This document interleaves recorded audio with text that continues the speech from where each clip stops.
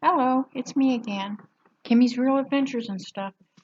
Now I'm going to do a video for the free stuff and bargains for seniors and people of any age. Okay, today I'm going to pick up on today's tips from chapter 2, if you want to consider it a chapter. They don't really have this book divided into chapters, but section 2. How about that? Section 2 on appliances. You see that? Okay. Ow. Here we go. Okay, first thing. Buy major appliances at half price. Why break the bank on a new dishwasher or refrigerator when you can get it at less than wholesale price? Rental stores offer great prices on previously rented appliances.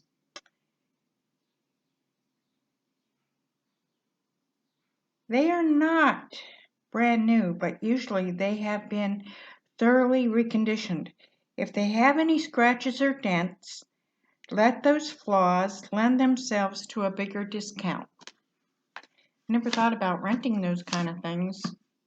In my opinion, I think it would be like pointless unless you're doing like a rent to buy or buying used stuff. I still suggest thrift store, but try it out before you buy it. That's just common sense. Discounts depend on how long the appliances were leased. You could buy an appliance with longer rental history at 50% savings, but even those purchased at savings of at least 20%. Appliance rental centers like Rent-A-Center, a company with thousands of locations nationally, have a steady flow of appliances available for sale, and most have been used fewer than 7 months. Major rental services refurbish appliances returned to them by the renters. So what you purchased looks and acts like new. Well, that could be a good thing. Most previously rented appliances come with full manufacturer's warranties and may come from a generous loaner during repair guarantees from this rental store themselves. Start your search for major appliances at rental and rent-to-own stores in your area. It may be your best shot at a bargain you've been hoping for. I don't know if I would go in for renting something like that unless it's rent to buy. A bargain you can't afford to miss. You can save lots of money buying a floor model. A new appliance that's been on display, eventually they're moved along as clearance items, complete with their original warranties. Now that sounds like a really good deal, getting a floor model in a department store. Start your search for floor models before they reach the clearance area. Keep your eyes open for appliances on display in the showroom. Notice their condition. If you see any signs of wear, let the sales clerk know you're interested and make him an offer, which I would assume could make it even cheaper, perhaps. Even if he says no, he may tell you when to check back with him again. Prowl for scratch and dent sales.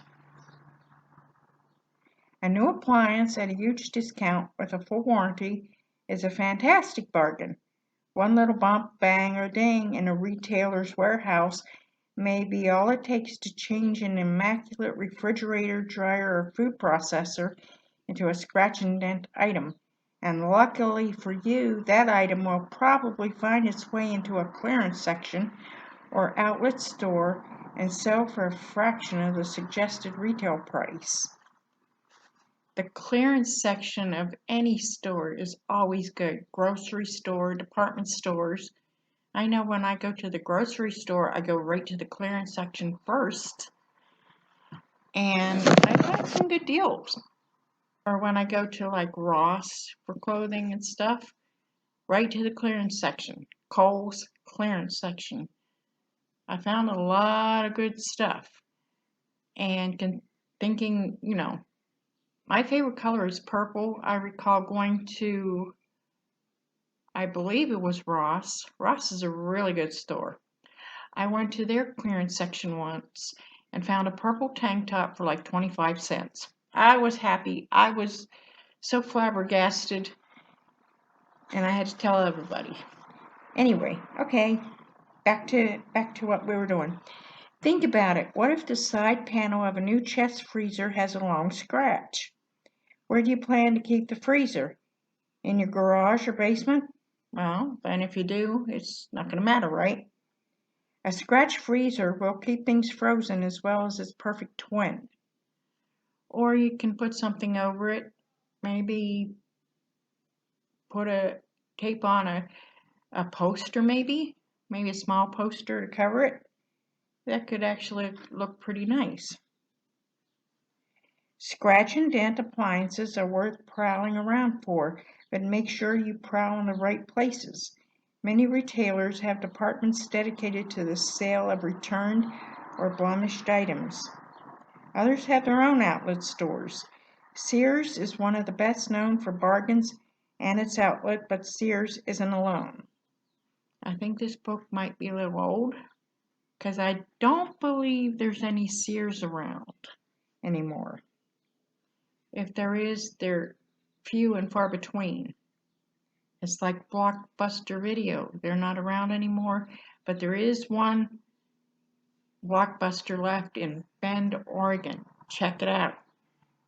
You could probably order online from them, and probably from Sears. Try Home Depot, Lowe's, or Circuit City, or any retailer that carries appliances. Call the retailers in your area to see what they do with the scratch and dented, blemished, returned, or clearance appliances. Other places to look include appliance and rental and thrift stores. I highly promote the thrift stores. Don't overlook free newspapers, shoppers, and bargain bulletins. People who deal in scratch and dent often advertise there. And now with this day and age, you can probably go to Craigslist. Smaller appliances like mixers, blenders, irons, and coffee makers used as display models may end up in a clearance at department stores because shoppers have handled them. Be sure to understand the sale conditions of scratch and dent items. They're often sold as is, but usually come with full manufacturer's guarantees. Okay, that's going to wrap up this edition of Free Stuff and Bargains for Seniors and Others. I'm going to stop at solid savings and I'm going to pick it up next time with solid savings at liquidation outlets. So if you like this kind of video, hit that like button, hit that subscribe button down below, and leave a comment for me. Leave a comment and let me know what other video kind of content that you would like to see, because I'm always open for ideas. Because like I said, I'm going to do a lot of different content. I just got to get out of this prison that I'm in. It's not a prison, but sometimes it feels like it,